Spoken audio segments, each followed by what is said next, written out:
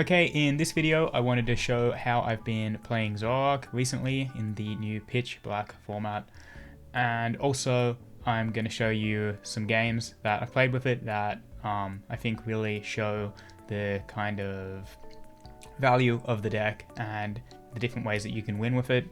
It's incredibly fun playing Zoroark, and I've played a couple hundred games with this particular list right now. At the moment I'm at 1699 elo, and I've just noticed that my character's hair is pink for some reason. I didn't do that myself and that's kind of thrown me off. Anyway, getting back to it, first going to be going over the deck. Basically this is ripped mostly from Tordweklev and his list from NAIC.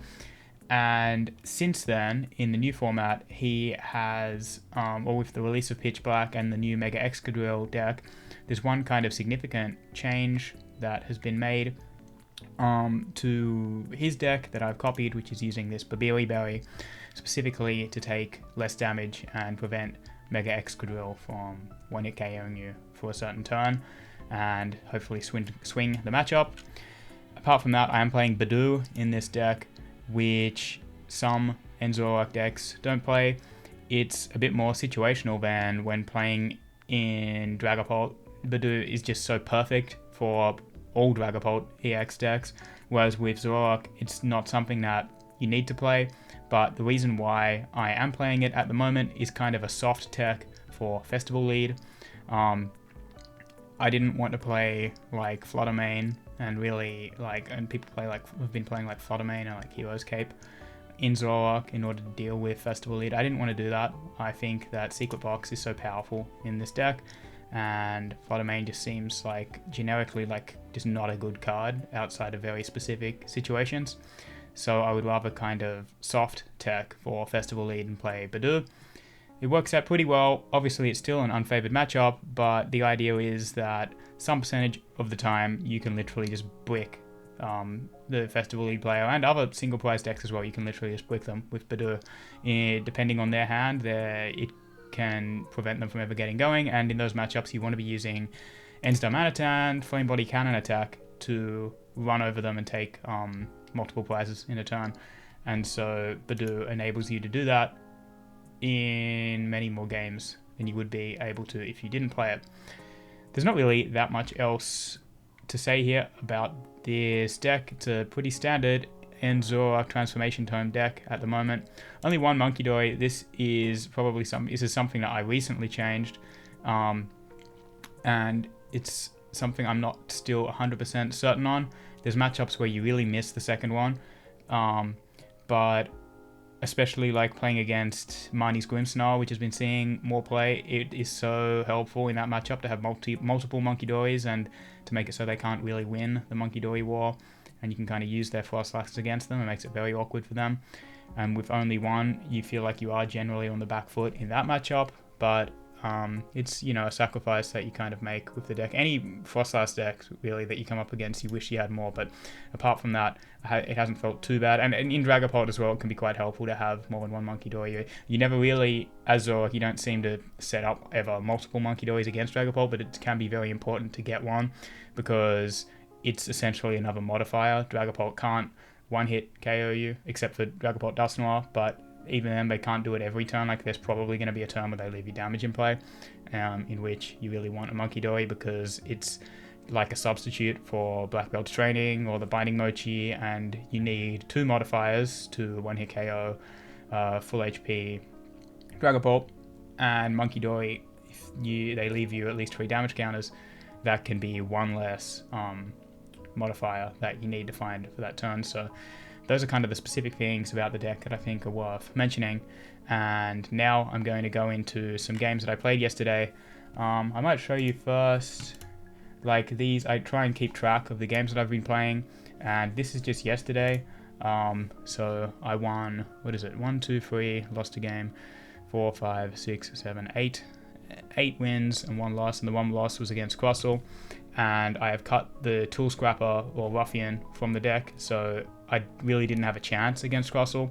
And what I found playing this deck, up now it just seems considerably easier. Like in the 1600s past like 1650, it just seems much more comfortable because I'm versing a lot more, I guess, normal decks. Whereas when I like going into the Arceus League and the first 50 or so points, I actually found more challenging, not because the players were better, of course they naturally wouldn't be because it's a lower elo, but the wacky decks that I was coming up against, there was just so much Frostlass stuff and it was very difficult, and like Rockets decks and stuff that are just quite challenging for me to overcome. But now that I'm versing mainly, like, I mean, I can look at the matchup spread here from yesterday. This is just 8 games, and still, you know, these are some kind of wacky decks. I've got a Toxicity deck, and Mega Venusaur is not necessarily so popular, but anything like the Dragapult and Lucario is more even. And the hide and sneak deck, that's totally fine for Zoroark to deal with. But I mean, before then even, I'm versing more normal decks, and I found it pretty easy going up against them. Yeah, that's kind of one of the things I really like about playing this deck is the Dragapult matchup. I wouldn't say that you're massively favored into it, but I feel much more comfortable. Whereas I would say, in general, playing Zoroark, coming from someone who was playing Dragapult, in like 90% of your matches, you're pretty comfortable. You don't necessarily have to work harder than the opponent in order to win. But I always found when I was on the Dragapult side, when you're versing Zoroark, you felt really uncomfortable. Like, Zoroark could do anything against you as Dragapult, and you're not really sure. You're not sure what A-Spec they're running. You're not sure what modifiers they're running. You're not sure whether they're running Zekrom or Reshiram, and whether you can even swing into a Zoroark and be safe at all. So it's a very awkward matchup, and a lot of good players play Zoroark, so it makes it even more challenging, even if it's not necessarily overall that much favored for the Zoroark player in terms of the composition of both decks. But now, coming to playing Zoroark, it feels like your average, like your 90% of matches against the single prize decks and against the, you know, the random Mega Evolution decks, whatever, it's like you really need to know what your opposition is playing, because your strategy might involve, as I'm going to show you in one of these games, it might involve Yveltal trapping them for a few turns, or it might involve having to go for a Dalmatitan play and knowing whether they play a Shaman, or what you can, you know, do in different situations, how many switches your opponent plays. So it feels like playing Zoroark, it's like 90% of your matches you do have to work significantly harder, which can be fine, because if you know generally what in most lists, then you're able to overcome a fair bit of that, and you just, you know, it's a good way to improve at playing as well. However, 10% of matches, or I would say specifically just your Dragapult matches, maybe with the exception of Dragapult Dusknoir, but your matches against straight Dragapult and your matches definitely against Dragapult Blaziken, feel so comfortable in that. Again, it's not like it's massively favored, but I know pretty much exactly what I have to do in those matchups.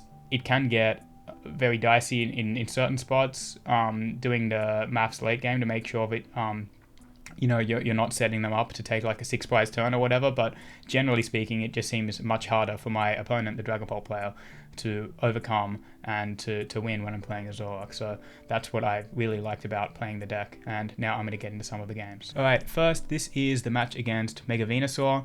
This was really cool because I had to kind of think on the fly. Like, there was a lot of decisions that I had to make in this game because of how it went. And I had to fix my board composition, which is a big deal in Zoroark. So first of all, my opponent made me go first, which is weird considering the deck they're playing. However, I can actually kind of see the argument, because they do play Forest of Vitality, so it's not necessarily the biggest deal. And I just kind of, like, I start the do, but in this matchup, and especially going first, it's not that great. And they start the Bulbasaur, and I just know already, like, whenever you see grass stuff as the Zoroark player, you just know it's going to be a tough matchup, basically. But yeah, continuing on. What's this thing doing? There we go. With that there. Alright. Play Gwen. They just got 2 Chikorita there, which I found interesting, but I assume they play more, or they play some recovery cards to get it back. Somewhat slow start in this match, but I've already, yeah, like from playing it, like I can tell you that it just got very interesting with the path that I had to choose in order to win it. So play down Meowth. In these kind of decks, it's like, so Mega Venusaur is a 3 prize Pokemon, Meowth is a 2 prizer, and it is somewhat of a liability, but the thing with the Mega Venusaur is that it can move energy wherever it wants, so Meowth's tucked tail is like a very realistic thing. It's not just grass Pokemon. And I just play my Lilies, which is the supporter that I'd want to play there. But then you look at this hand, like, this is nothing doing here whatsoever. All I'm going to be able to do is attach to the Zoro and hope that the item lock sticks for another turn. Which, I mean, they didn't play anything down this turn other than the Meowth for their supporter. So there's a good chance that it will stick, and they probably don't have, you know, Forest of Vitality and a bunch of their evolution lines just in hand. This Bulbasaur is also interesting because it's going to retreat lock my Budew. They play the Dawn, and they get the full evolution line, and I guess they have the Forest. They're going to evolve all the way up into the Mega Venusaur. It's going to be very difficult for me to, like, kill this thing, right?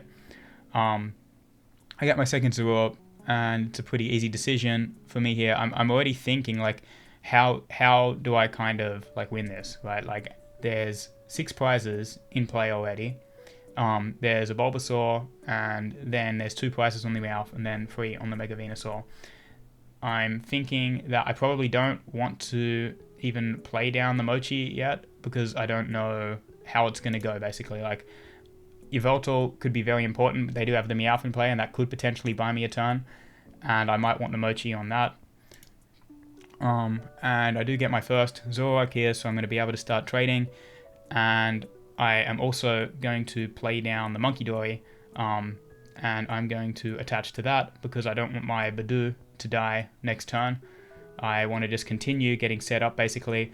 Now, the reason why I only go for 1 Zoro here, so I'm going to do a bit of prize checking, because this is actually the first time that I get to see the cards in my deck, and I noticed that Darmanitan is prized. You can see only Darumaka there, and that means that any kind of like funny business where I might want to put 90, like kill the active, put 90 on the Mega Venusaur, and then clean it up next turn, it's just not really going to be an option, at least not in the early game. So it's really going to be a Zekrom heavy game. Potentially I'm already looking to get 250 damage on the Zekrom, because then even with Mega Venusaur's attack that heals 30 damage from it, it still will be in range to be 2-shot basically. It just depends. It's kind of too early to tell. And the reason why I only go for 1 Zoro here is because that's going to be the 3rd Pokemon on my bench. I'm expecting, because this thing is retreat locking me as well, I'm going to have Munkidori down, and that's going to be the 4th. And then the 5th might be Petulant, and then I go for like a tome play. So I am going to need to find 2 tomes, use my Pokepad to get Zekrom, get it into the discard, and then replace Budew with the Zekrom. And then use Petulant to subjugating chains and bring Zoroark in, and then boss and then swing and put 250 damage on the Venusaur. That's what I'm thinking about is probably going to be the play next turn. So I really had to plan in advance, and I couldn't put down 2 Zoro here because I need all of those pieces potentially on my bench. Already I'm going to be bench locking myself until I can find tomes. Well, I'm going to leave the spot open, but planning to bench lock myself with Petch next turn. And I'm going to play down the Munkidori and get the Dark on it because I need to prevent my Budew from dying this turn, because I am not confident that I'm going to have my board set up enough to be able to just find boss and attack next turn. So you could say, why don't you just let the Budew die, right? There's 20 damage on it. If he attacks again for 10 and he knocks it out, and then maybe next turn I could boss and kill Meowth, or I could boss and put 250 damage on the Venusaur, and he would have been under item lock, so it's unlikely that he can even set up. Even if he doesn't set up as like much at all, I'm going to be attacking with a Zoroark, and that then I'm going to have like 1 other energy on the bench, and that's it. Most likely, right? Who's to say I don't even have any supporters in my hands? Like, who's to say I even find boss or anything if he does kill this? You know, it's like off 1 trade. And it'll be putting my whole kind of game on those 3 cards, my top deck, and the next trade. And even if I did that and I get like 250 damage on the Venusaur, then it's going to knock me out next turn for sure. They play like Teal Mask Ogerpon, and this thing, its ability can move energy from wherever it wants. So there's no world in where, even if he doesn't get the Meganium line down, there's no world where he doesn't one-hit KO the Zoroark on his next turn. And then he's going to leave me with basically nothing, with a very underdeveloped board, and I basically just lose. From there, I'm pretty confident that's how it would go. I could really high roll and get exactly what I want, get more energy in the discard and use the PP up or whatever. Especially if he disrupts my hand as well. Like, a lot of these decks they play like Unfair Stamp. similar to what Hydrapple does, and I assume that most of it is the same, except you've swapped out Venusaur for Hydrapple, or Hydrapple for Venusaur in this case. So if he disrupted my hand and then also got the return KO on that turn, like, I'm pretty sure it's just over and it doesn't matter. So I decide that I want to keep my Badoo alive and try and get the item lock to stick for one more turn. Now with the damage here, I could see an argument for putting the damage on that Venusaur, but its attack heals damage, and also I don't have Darmanitan. Darmanitan is prized, right? So there's not really like a line where I do 290 with like Petch, Mochi, Zoroark into this, and then I clean it up and something else, like maybe, yeah, like a 1 prizer or something, and I put 90 on this for the knockout and take 4 prizes or whatever. Like, that's not really going to happen because of the prizing mainly, and also because of this thing's attack. I feel like putting any damage counters on it, or only 3 damage counters on it, or 2 in this case, is just not doing anything. So I decided to just put it on the active Bulbasaur. I'm going to leave Meowth alone, because the only reason Meowth would become relevant in this game is if I have to boss KO it at some point, or if I Ultra Trap it. And it's not even, as I discussed at the start of this match, it's not like even a very good target to trap, because it's so easy for the opponent's deck to manipulate energy and like Meowth, Tuck Tail or whatever. So just continue. And this was the best news of the game for me when he played down this Celebi, because that is a genuine Yveltal trap target. As soon as I saw it, I knew that this is something that could potentially come up. It basically means that my only way to win is no longer just in the prize race. It means that there's a potential that even if he gets quite far ahead, my opponent, I could trap the Celebi. And I was quite pleasantly surprised to see that thing come down.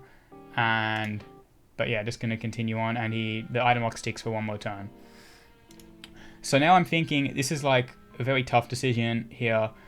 I'm thinking, like, do I just get the Zekrom and kind of thin one more card out of my deck and then trade and try and get into more Zoroarks? It's really awkward though, because I'm also open to like resetting my hand here, kinda, because I really need to get those 2 Zoroarks down so I can start like my deck just flowing through my deck. So if I just used a trade and then I managed to get like a Lilies or something, it might be better to do that, because I don't see myself attacking this turn off one trade. Like, I can't go through the active. I can't take 2, because as I've said before, Darmanitan's in the prizes, so I can't like do anything with that. And if I just swing through the active with a Zekrom here, it's just like I can't start by taking just 1 prize against this deck, because then he would return KO me, and we're still in the same position as last turn if I didn't item lock. If I didn't get Monkey Dory down, I let him kill the Badoo. We'd be in the same spot. So I decide to get the Zekrom, and then I'm going to use my trade, and I'm going to build on this hand. I've basically committed, okay, I'm going to try and build on this hand. Having Petch and Zekrom in my hand is pretty good. I get another Zoroark, which is super important.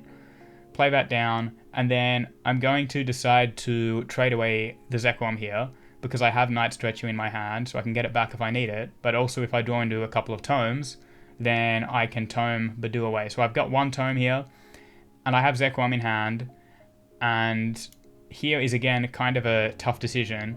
Like, do I play down Petch and hope to just draw into another tome next turn, and then I can kind of I can then start attacking, because I have the boss and I have everything else. And I'm actually thinking this might have been like a bit of a misplay. Like, I think that the best option here is actually to play down Petch, because I already have Zekrom in the discard, I have Zekrom in hand, and I'm then next turn just going to be searching for 1 more tome, if that makes sense. And then I can tome away Badoo, and my board will then be 3 Zoroark, Monkey Dory, Petch, and Zekrom. And that is probably the best kind of option, but I'm a bit too conservative here, I think. I'm worried about him like boss KOing Petch potentially if he gets down Ogerpon, Energy Switch, Energy on Venusaur, and But then he would need to like retreat this thing out as well. I mean, he could theoretically evolve it, but I just don't think that's that realistic a scenario here. And even still, if he did that, it wouldn't really matter whether Petch is on the bench or not. Like, he would sooner boss KO Zoroark than Petch anyway, because it's no difference because of weakness. So that's probably the first like proper mistake of the game, is not playing down the Petulant in this position. And you will see I actually do get punished for it here, in a kind of weird way. And I think it's a smart play by my opponent. So he attaches again to Bulbasaur, plays down Fez, and then judges us both. So I do get punished. Now, if I had Petch down here, then it really wouldn't matter. Like, I'd still need some pieces, but I already have the tomes, see? Like, if I had Petch down, and I have the tomes in hand, and I've got 2 trades, even if I didn't get both of them, it's very likely that I'll be able to tome Badoo away for Zekrom, and then have the perfect board to start swinging. And all I'd need is Boss to go and get the first hit into Venusaur, or to go and kill. I probably would want to get the first. It's interesting to think about. That's probably too. I'm already talking a lot. Like, I'm not going to go into the hypothetical there on what my target would be if I did have that in play, but I don't. And now I kind of need a fair bit from this turn. And I think here, again, just swinging through the active is that's like a losing endeavor, right? If I swing through the active, I go down to 5 prizes. He's going to come back with Venusaur. He's going to knock this out and go down to 3 prizes. And this thing is still going to have full HP. So even if I, and there's no point in me, bossing around it, because all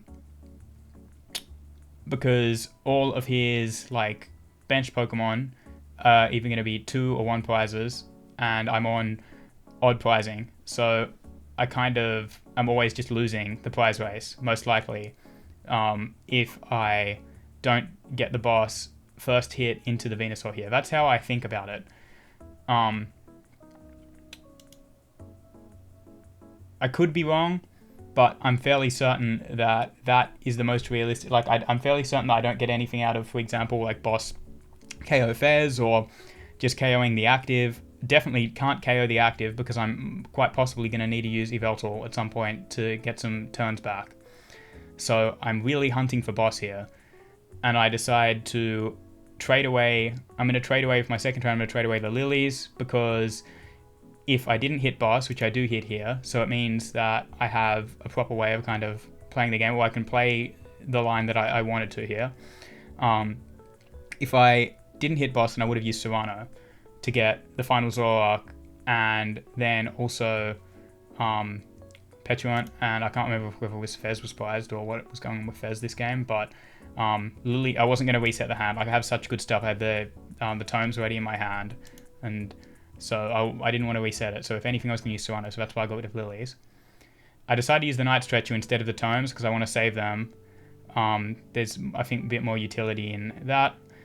And then I decide to go and boss and punch the Venusaur. And now my prize map is going to be take out Mega Venusaur, take out a 1-prizer, Celebi, most likely, and then also take out Fez or Meowth. And I figure this way denies, Fez draw, not going for the active, and it makes it pretty straightforward. This thing can heal a bit, but it's still going to be in range of a 2-shot. So even if he's going to kill this Zoroark here, most likely. Oh yeah, that's the other thing I kind of considered. I wasn't 100% certain that he could even get the return KO here. He only has 1 bench spot left, so Teal Mask would get him there, because he can get energy to Teal Mask and then also the attach. But he hasn't put that down yet. And I thought if he had, he would have put it down before the judge, most likely. But he manages to he just has the full line, including the Night Stretcher in his hand, so he gets it that way. He's in a kind of precarious spot though now, or it seems to me, because there's only 2 energy on his board. And there's his bench is locked. So coming back into my turn, I'm always going to take out this Venusaur, I'm pretty sure. I'm trying to remember here actually how I was thinking about this.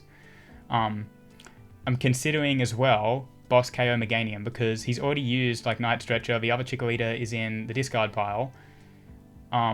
But it's not actually a good play to do that because again, the what's it called? The Teal Mask option is still online. Like you can just play down Teal Mask and then it doesn't matter whether the energies are doubled or not. So I think I might be considering that right now, but the correct answer is just to go through the active and take the KO on this Venusaur. And now it really depends. Like it's going to be going 3-2-1, or it's going to be like whether if he misses, taking the return knockout. But if he doesn't, which is more likely, then it's going to be take 3 on this Venusaur, and then it's going to be using probably Yveltal if I can on Celebi, and then setting up to either kill it mid-turn with Monkey Dory damage and then kill a 2-prizer, or potentially I might go 3-3 if he plays down a second Venusaur. This is kind of what's broadly going through my head here, but specifically the thing that I was trying to answer, like, is there even any reason to kill Meganium here? So I use Fez and I turn back a Zoro, which means it can't evolve this turn, so not that much value. I also decide not to play the red card this turn. He did go down to 3, but two of those, he went down to 4 cards in hand and 3 prizes. 2 of those cards are prize cards he just got, so it's not like it's cards that he kept in his hand for a specific reason. And so he's really got 2 cards from his previous turn in his hand. So I don't think I get that much value out of red card this turn. And again, I'm pretty sure on a previous turn, if he had the Ogerpon, he would have like played it down. Although I don't think so, because he already kind of, I'm not sure if he had Fez down or not. Anyway, either way, I'm happy with him having this hand, basically. So I get the rest of my Zoroarks that I need, and now I basically just need to find an energy. But if I didn't find an energy, it wouldn't be so bad. Because I could have, I think, used Meowth. No, I definitely shouldn't have got rid of Lilies there. I don't know. I was just banking on getting an energy out of this. I think I was still maybe hunting for boss. I don't know why I got rid of Lilies. That's probably a mistake. And then I just attack with the active, which is the best choice in this situation, I'm fairly certain. So we get Zoroark or Dalmatian off the prizes. We have the whole line in hand, but I don't think it's going to be relevant. And he promotes Meganium, so all he needs is 2 energy on this thing. Gets rid of the Ogerpon there, but he's going to have another Ogerpon in hand, or he's going to use Night Stretcher, energy. Okay. Interesting resource use for my opponent in this game, but nevertheless. And now he is down to 1 prize card. So I realize now that if I just knock out the Meganium here, I don't think that it's going to be so easy, especially if I like combine it with red card or just even in general. I don't think it's going to be so easy with the Stadium Bump for him to set up another Meganium. If I just knock it out, he's got like a lot of stuff in the discard, which I think I'm going to check in a second. So I think it's actually pretty reasonable for me to knock out Meganium here and just say that he misses for a turn. Because this Venusaur, it's not like Hydrapple. Like Hydrapple gets you an extra energy per turn. Come to think of it though, if he got down like a second Teal Mask, he could, and he has like 3 energy in hand, he could double Teal Dance and hand attach and then use Venusaur to get them all onto one Ogerpon and then knock me out like that. But I still think overall it's probably a good idea to try and kill the Meganium tentatively.